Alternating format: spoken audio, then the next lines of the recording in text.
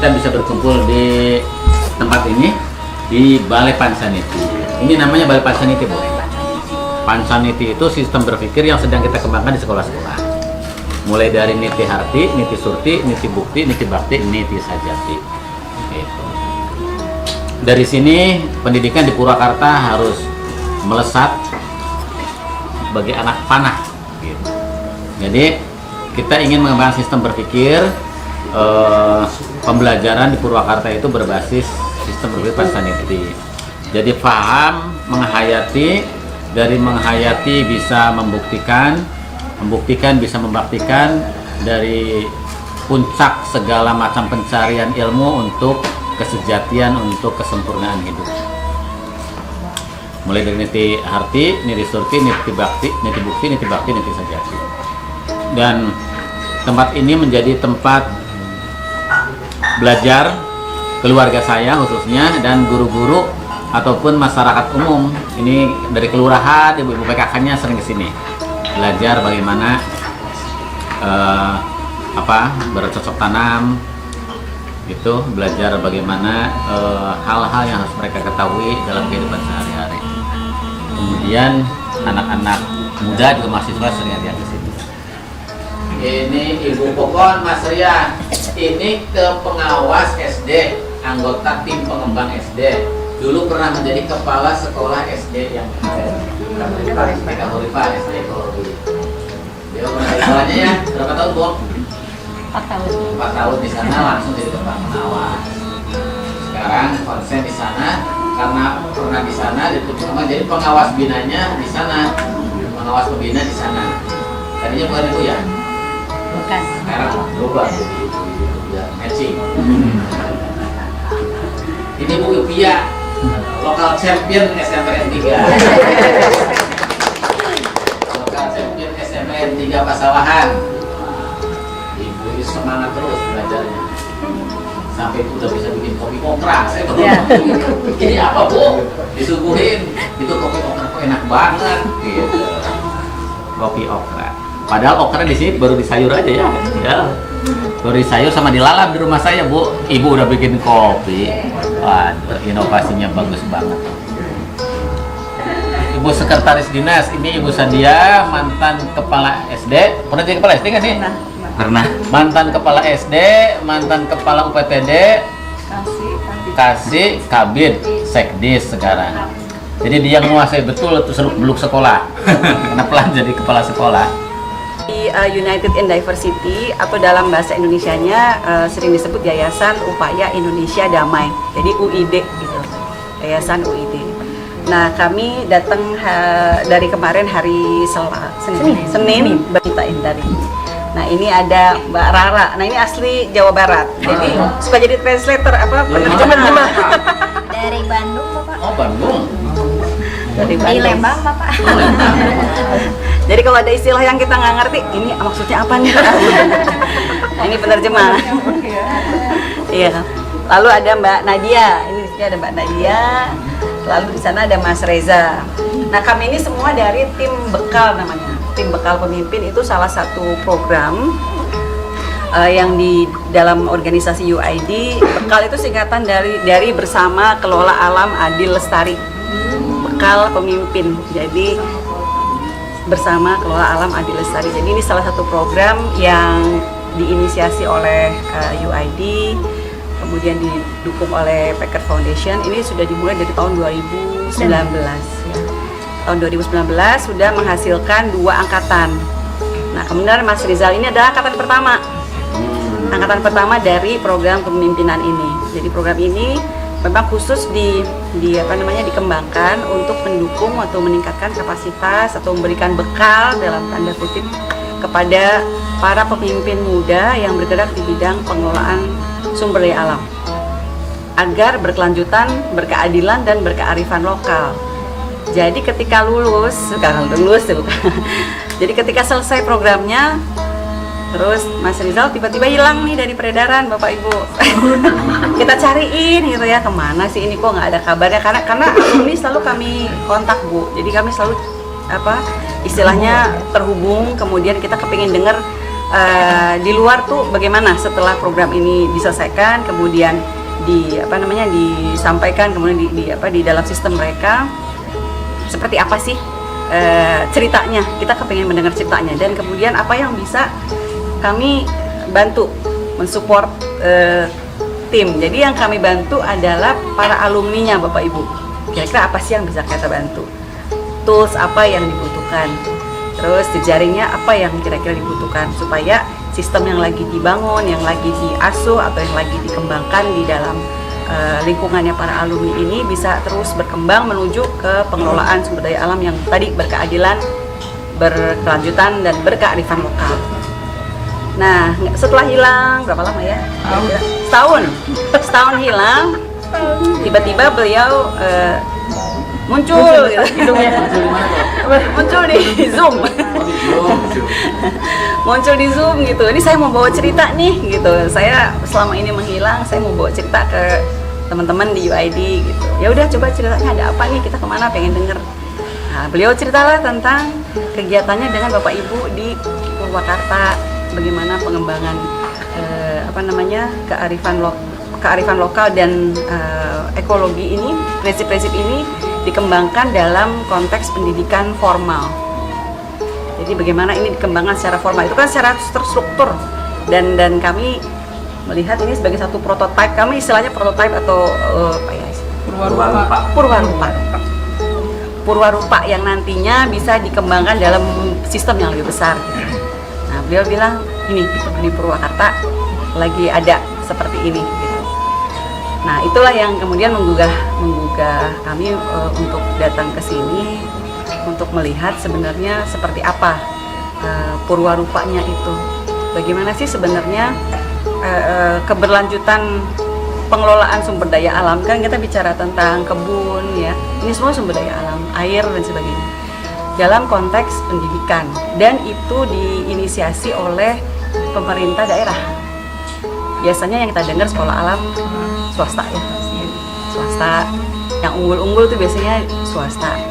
Pemerintah daerah belum banyak lah ya, mungkin udah ada tapi belum banyak yang betul-betul kedengaran sekomprehensif yang dilakukan oleh Bapak Ibu di Purwakarta. Nah, itu yang kemudian mendorong kami kemari, dan alhamdulillah terima kasih sekali atas hal yang kita temukan. Jadi pertama tentunya sambutan dari Bapak Ibu yang luar biasa ya di sekolah. Ya, kami cukup surprise karena pertama sekolahnya bersih banget Bapak Ibu. Itu perlu saya sampaikan pertama kali, karena mohon maaf kalau saya datang ke sekolah negeri biasanya nggak sebersih yang saya lihat di sini. Jadi saya mesti bicara apa adanya ya. Yang paling kelihatan adalah bersihnya dulu, dan itu menunjukkan bahwa karakternya sudah terbangun. Kalau soal penghijauan dan sebagainya itu bonus-bonusnya lah Bu. Tapi ketika lihat sekolah bersih, dan bukan karena penjaga sekolah, atau kalau di Jakarta itu cleaning service ya, bahwa ini adalah kebersamaan guru dan murid dan sebagainya, itu sebuah karakter yang paling menonjol lah yang pertama kali kita lihat. Lalu bagaimana aplikasinya dari tatanan yang diartikan, kemudian dari 7 poin dan sebagainya, itu kalau saya pribadi, mungkin nanti teman-teman punya pendapat masing-masing ya.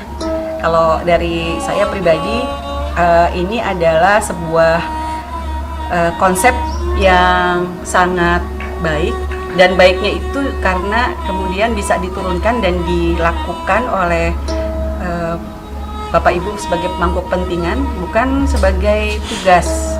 Bukan sebagai tugas hanya sekedar menjalankan perintah atau program dari atasan.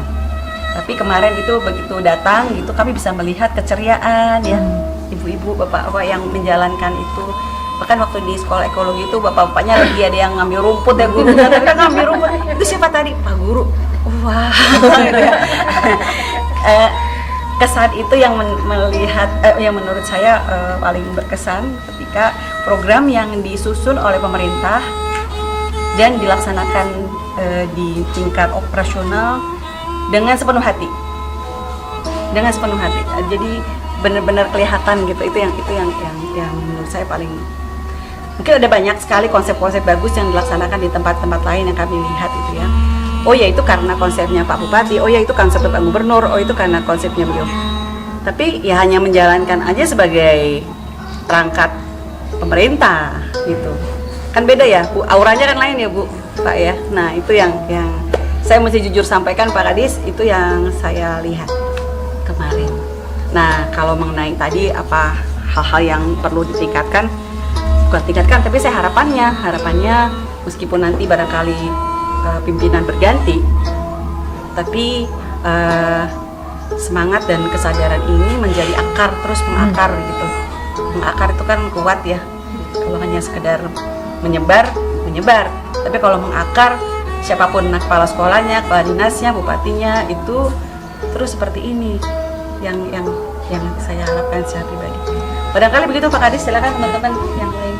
Assalamualaikum warahmatullahi wabarakatuh. Pak Kadis, Ibu Sekdis, Bapak Ibu Kabid, Ibu Bapak Kepala Sekolah, tim pengembang, dan juga dari rekan-rekan tim UID.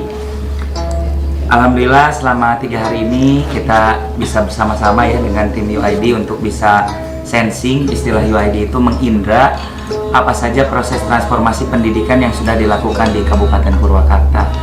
Jadi sebetulnya mungkin saya di tempat ini atau kali ini hanya menjadi wasilah ya.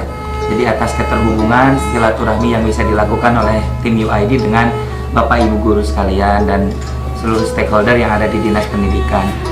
Harapannya apa dari silaturahmi yang dibangun dari UID yang selama ini memang banyak memfasilitasi keterhubungan antar berbagai sistem, baik sistem di pemerintahan pusat dengan dunia usaha, baik itu juga dengan media dan dengan banyak sistem-sistem yang lain termasuk dunia CSO atau dunia NGO.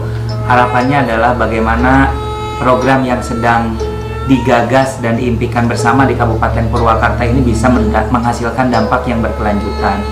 Karena kita berbicara transformasi, ya transformasi itu bukan proses yang singkat, bukan juga proses yang mudah, semudah membalikan telapak tangan gitu ya.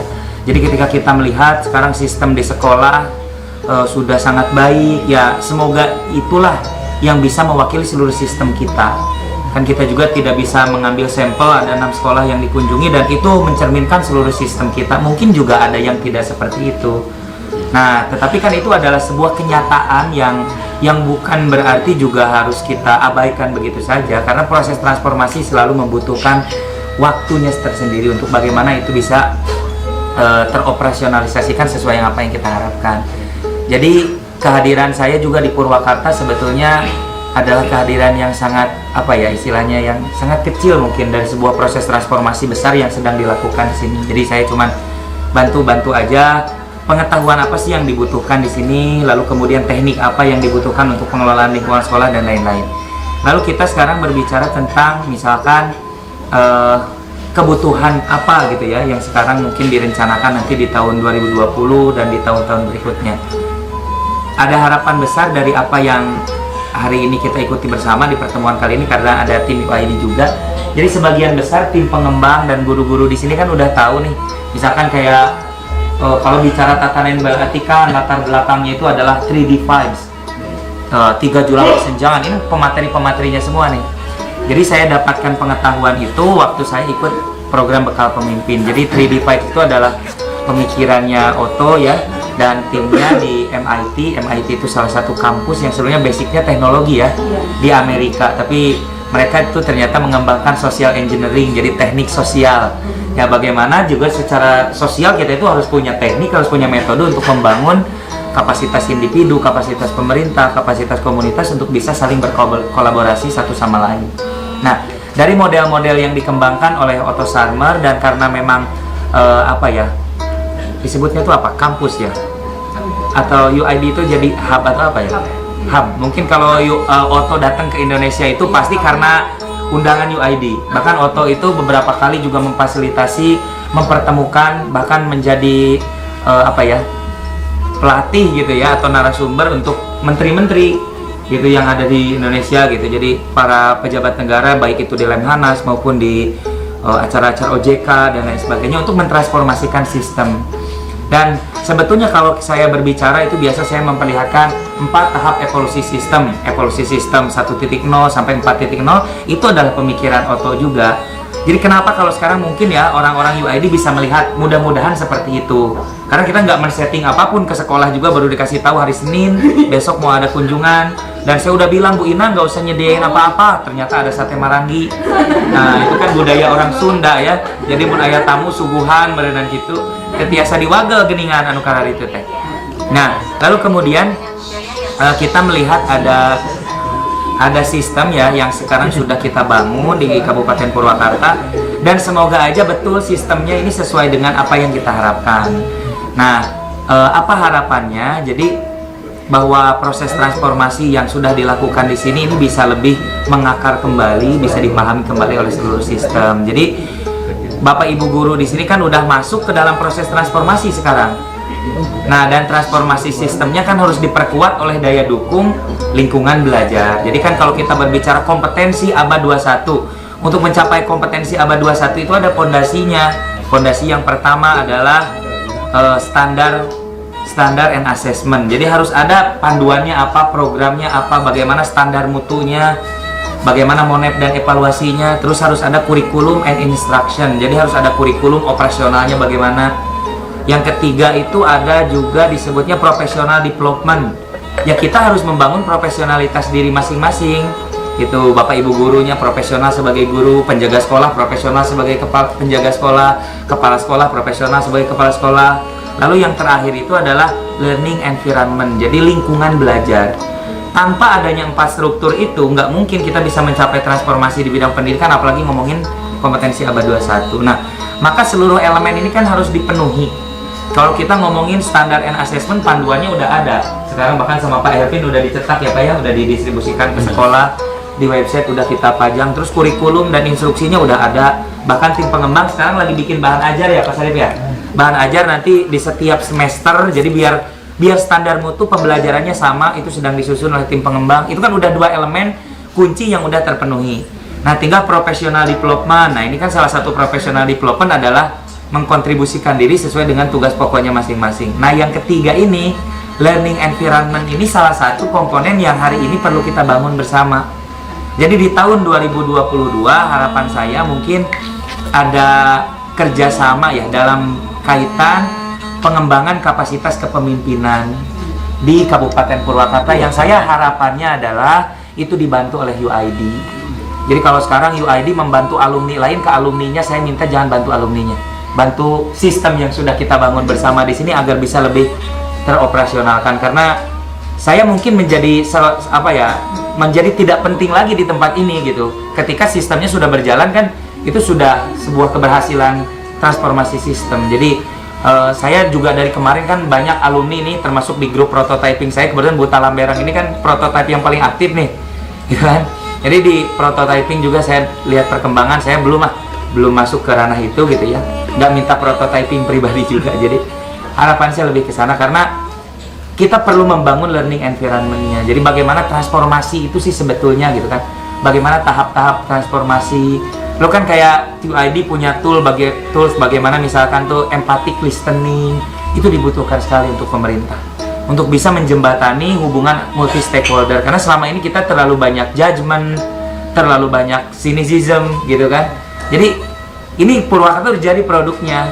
Ini akan lebih bagus kalau ada learning environment, lingkungan belajarnya dibangun, kita support bareng-bareng. Jadi cita-citanya, mimpinya 2022 ini kita ingin menggeser.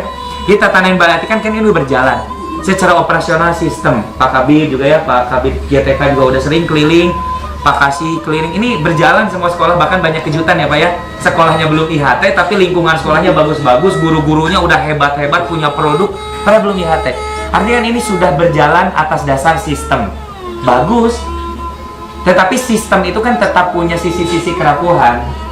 Ya, sisi kerapuhannya paling sederhana ganti pimpinan, sistemnya ganti bupati, secara politik ada tekanan, ganti lagi. Maka kalau Otto Scharmer itu berbicara bahwa leading from emerging future, from ecosystem to ecosystem, dari sistem yang ego ke sistem yang ekosistem tadi, ke sistem bersama.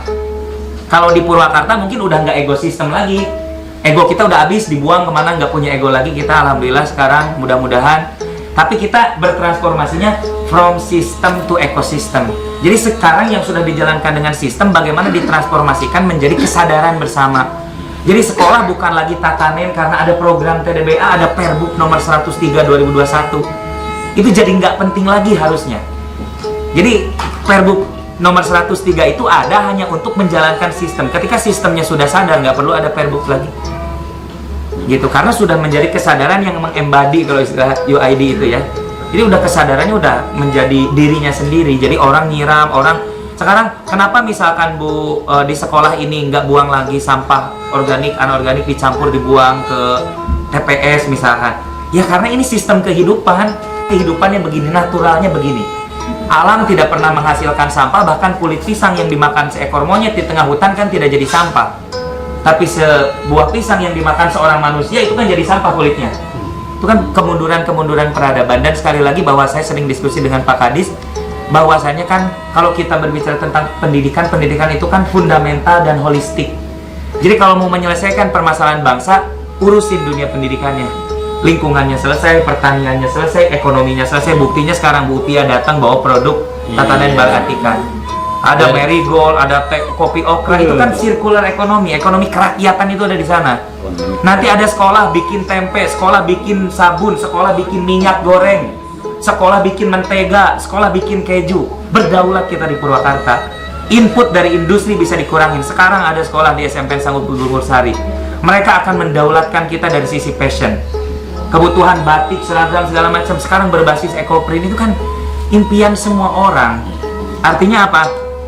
Saya selalu memposisikan kadang-kadang diri ini penting atau tidak penting lagi gitu ya. Jadi artinya bahwa apa yang kita kerjakan bersama, Bapak Ibu ada di sini, ada para kabid, para kasih, ada para kepala sekolah, ini adalah keberhasilan transformasi yang udah kita lakukan. Maka apa yang harus kita rawat dan jaga ke depan adalah menjaga ini. Karena apa? Kita harus mewariskan sistem ini kepada orang-orang yang akan mengisi sistem itu di masa yang akan datang. Struktur kemuliaannya harus dijaga, bukan menjaga posisinya siapa, pimpinannya siapa, kitanya sedang menjadi apa. Tapi kita punya tanggung jawab, anak-anak kita, generasi kita berikutnya harus melanjutkan proses pembangunan peradaban yang sedang kita rintis sekarang. Bahkan kan kita berbicara di sini mungkin dari struktur peradaban yang dibangun Pak Dedi dulu. Nggak mungkin kita sekarang pakai pangsi, pakai ikat kalau Pak Dedi dulu nggak memulai menanamkan itu di dalam jiwa kita. Gak mungkin kita di sekolah-sekolah di sini terbiasa cinta alam kalau Pak Dedi nggak ngomong tentang falsafah hidup papat kalimat pancer berpuluh-puluh tahun di Purwakarta. Jadi ini keberhasilan banyak orang, dan kita juga sudah dikader cukup lama oleh Pak Dedi dengan pemikiran-pemikirannya. Maka saya tuh sejak awal diminta Pak Dedi ngembangin ini di Purwakarta, saya bilang bahwa kalau Bapak ngasih saya kesempatan, saya akan lakukan apa yang sudah Bapak wariskan. Jadi saya makanya nggak bikin kayak programnya tetap aja namanya Tatanan Balatikan, nggak kasih nama baru.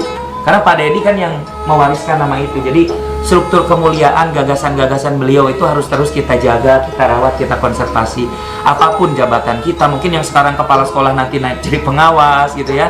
Yang sekarang guru mungkin jadi kepala sekolah, apapun jabatannya, bahwa ini adalah kepentingan ekosistem, bukan kepentingan sistem lagi. Dan perubahan itu di Purwakarta itu menjadi sesuatu yang mungkin dilakukan. Kemarin Pak Dedi itu waktu launching buku Pak Kadis bilang, Purwakarta, saya baru sadar itu. Jadi Purwa itu wiwitan, asal usul, dan Karta itu adalah perubahan. Maka mari kita ciptakan perubahan dari tanah Purwakarta. Terima kasih.